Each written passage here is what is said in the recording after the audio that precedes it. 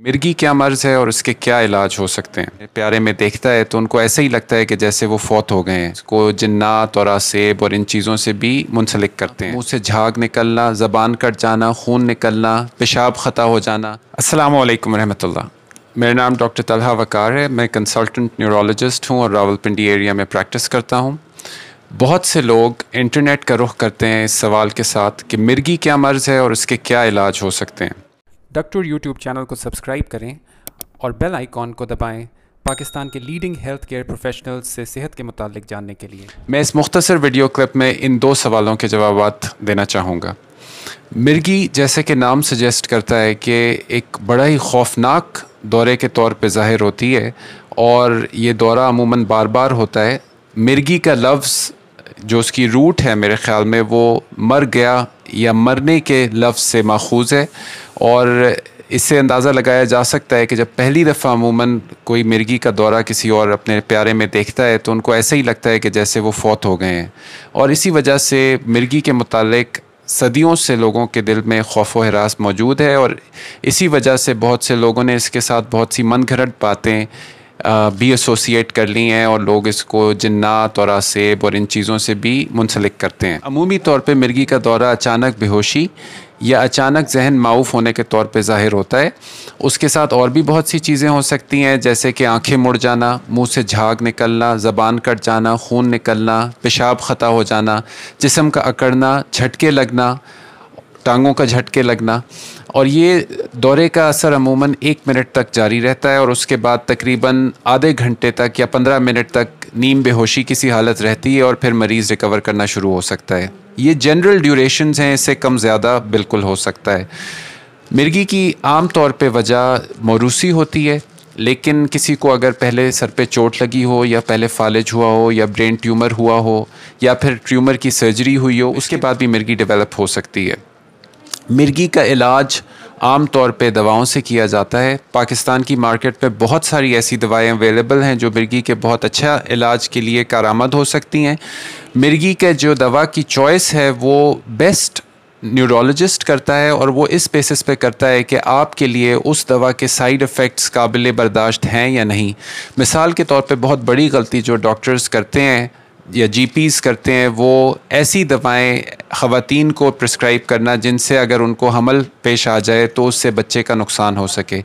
तो ख़ास तौर पे ऐसी ख़वातीन को जिनको मिर्गी हो और जो चाइल्ड बेयरिंग एज में हो, उनको तो लाजमी न्यूरोलॉजिस्ट से कंसल्ट करना चाहिए। लेकिन जनरली किसी भी ऐसे मरीज़ को जिसको मिर्गी का मर्ज़ हो, ख़ास तौर पे जो कंट्रोल में ना आ रहा हो, उसको लाजमी न्यूरोलॉजिस्ट से कंसल्ट करना चाहिए और उससे मरीज़ का बहुत सा फ़ायदा हो सकता है।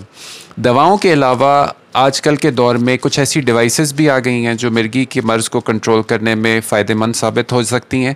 उनमें से जो सबसे मशहूर एक डिवाइस है जिसे हम वेगल नर्व स्टिमुलेटर कहते हैं, उसको अगर मैं आम लफ्ज़ों में समझाऊं तो वो एक पेसमेकर की तरह है। यहाँ पे स्किन के नीचे लग जाती है और एक नस होती है हमारी जिसे हम वेगस नर्व कहते हैं, वो उसके जो इलेक्ट्रोड्स हैं डिवाइस के उस नस से कनेक्ट हो जाते हैं और जैसे ही दिमाग में दौरे के डिस्चार्जेस शुरू होते हैं, वो डिवाइस उस नस के ज़रिए से एक इलेक्ट्रिकल शॉक दिमाग तक पहुंचाकर उस दौरे को न्यूट्रलाइज़ करने की या रोकने की कोशिश करती है। इस तरह की डिवाइसेस आमतौर पे ऐसे मरीज़ों के लिए यूज़फुल नहीं होती जिनके दौरे दवाओं से कंट्रोल हो रहे हों। इन्हीं लोगों को डिवाइसेस का फ़ायदा होता है जिनमें बावजूद अच्छे दवाओं के दौरे कंट्रोल ना हो रहे हों।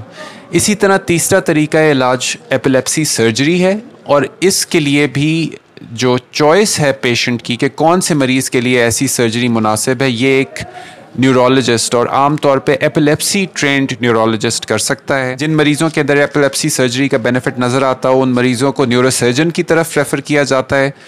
ये भी बताता चलूँ कि हर न्यूरोसर्जन एपिलेप्सी सर्जरी करने के लिए ट्रेंड नहीं होता। अमूमन बड़े सेंटर्स में ऐसे न्यूरोसर्जन्स के पास जाना फ़ायदेमंद रहता है जिन्होंने पहले एपिलेप्सी सर्जरी की ट्रेनिंग भी की हो और ऐसी सर्जरीज़ वो रूटीन में कर भी रहे हों। इसके अलावा बहुत से ऐसे और इलाज हो सकते हैं जो कि फ़ायदा रखते हैं मरीज़ों के लिए, लेकिन उनका फ़ायदा इन 3 बड़े ट्रीटमेंट मोडालिटीज़ से कम है। आखिर में मैं एक सवाल को एड्रेस करता चलूँ। बहुत से लोग ये पूछते हैं कि एपिलेप्सी की दवाएं कितने अरसे तक चलती रहनी चाहिए। मैं बहुत ही क्लियर लफ्ज़ों में ये बताना चाहता हूँ कि इसका कोई जनरल या रूल ऑफ थंब जवाब नहीं है, ना किताबों में मौजूद है और ना न्यूरोलॉजिस्ट को एक जनरल जवाब इसका पता है।